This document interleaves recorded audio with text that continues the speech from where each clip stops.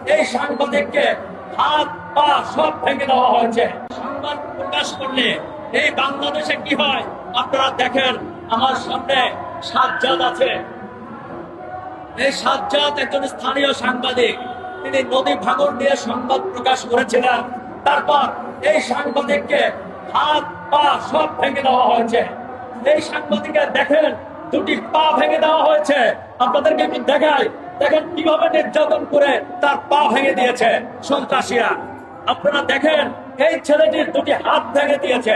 আপনাদেরকে আরো দেখাই, দেখেন মানুষ কোনো কিছু সংবাদ প্রকাশ করতে হলে লিখতে হবে, তার সবচেয়ে জরুরি হচ্ছে ডান হাতের এই আঙ্গুলটি। আমাদের এই সাংবাদিকের ডান হাতের এই আঙ্গুলটি ভেঙে দিয়েছে যাতে সে কোনোদিন কলম ধরতে না পারে। এর নাম কি স্বাধীন দেশ? এর নাম কি সাংবাদিকতা? সারা বাংলাদেশে এভাবে সাংবাদিক নির্যাতন হচ্ছে। সাজ্জাদ একটি উদাহরণ মাত্র। সাজ্জাদ যদি বিচার না পায় এই বাংলাদেশে কোনো সাংবাদিক বিচার পাবে না। বাংলাদেশের আনাচে কানাচে এভাবে যখনই কোনো সাংবাদিক জ্বলে ওঠে, যখন কোনো সাংবাদিক কথা বলে, প্রতিবাদ করে, তখন তাকে এভাবে নির্যাতন করে হাত পা ভেঙে দেওয়া হয়। সাংবাদিক সঠিক সংবাদ প্রচার করলেই তার পরিণতি বাংলাদেশে এরকম দেখতে হয়। প্রশ্ন হচ্ছে এরকম আর কতদিন দেখতে হবে? আমি যদি সাজ্জাদের একটু পরিচয় দেই। সাজ্জাদ বাংলাদেশ পুলিশের একজন কর্মকর্তার ছেলে। আপনারা চিন্তা করেন, প্রশাসনের একজন কর্মকর্তার ছেলে, পুলিশের ছেলে আজকে দাঁড়ে দাঁড়ে ঘুরছে, সে বিচার পাচ্ছে না। একজন পুলিশের ছেলে, তিনি মামলা করেছেন, আসামিরা প্রকাশ্যে পুলিশের সাথে চা নাস্তা খায়, পুলিশ তাদেরকে গ্রেফতার করছে না। এ হচ্ছে বাংলাদেশের সাংবাদিকদের অবস্থা। আপনারা স্বাধীন গণমাধ্যম বলছেন, আপনারা সংবাদপত্রকে সমাজের চতুর্থ স্তম্ভ বলছেন, অথচ চতুর্থ স্তম্ভ মানে কি দেখেন বর্তমানে দাঁড়িয়েছে যে চার হাত পা ভেঙে দিলে তাকে সংবাদপত্রের চতুর্থ স্তম্ভ বলে।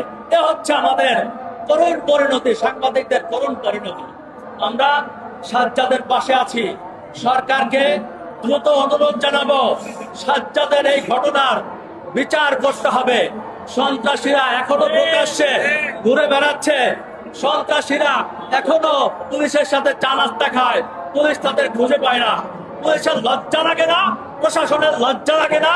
একজন পুলিশ কর্মকর্তার ছেলে সাংবাদিক, সে মার খায়, তার হাত পা ভেঙে দেওয়া হয়, এই দেশে তার বিচার নাই। আপনারা চিন্তা করে দেখেন আমরা কতটা ঝুঁকির মধ্যে আছি, বাংলাদেশের সাংবাদিকরা কতটা ঝুঁকি নিয়ে কাজ করে। আমি বাংলাদেশ সাংবাদিক নির্যাতন প্রতিরোধ কমিটির সাধারণ সম্পাদকের দায়িত্ব নিয়েছি। আমার সাথে আমাদের শ্রদ্ধাভাজন বড় ভাই জনাব আবু জাফর সাহেব আছে। আমরা সারা বাংলাদেশে এই সাংবাদিক নির্যাতনের তীব্র নিন্দা জানাই, প্রতিবাদ জানাই। আমরা ভবিষ্যতেও এটা নিয়ে কাজ করব। আশা করি আপনারা আমাদের সাথে থাকবেন ইনশাআল্লাহ। আমরা এই সাংবাদিক সাজ্জাদের উপর যে নির্যাতন হয়েছে অতি দ্রুত তার বিচার চাই এবং আমাদের সাংবাদিকদের পক্ষ থেকে 14 দফা দাবি জানানো হয়েছে। সেই 14 দফা দ্রুত বাস্তবায়ন করতে হবে। এই বাস্তবায়নের জন্য সরকারের কাছে দাবি জানাই।